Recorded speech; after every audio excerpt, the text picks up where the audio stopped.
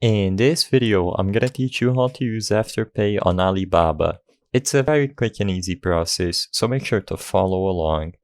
Keep in mind that I'm doing this process on my computer through the Afterpay website, but you can absolutely do this through the app on your phone or through a web browser on your phone.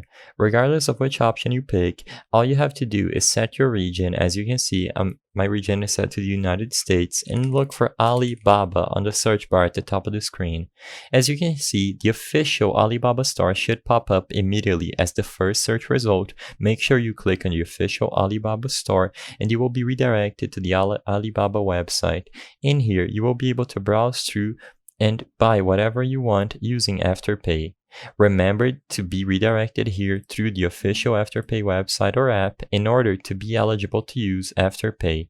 After you find whatever it is that you want to buy within the website, as long as you clicked on the official Alibaba website and you are redirected here, you can just go through with the setup, contact the seller, and make your purchases using Afterpay. It will be included under the payment methods when you finish selecting the products. I hope I was able to help you on how to use Afterpay with Alibaba. If this video helped you, please be sure to leave a like and subscribe for more quick and easy tips. Thank you for watching.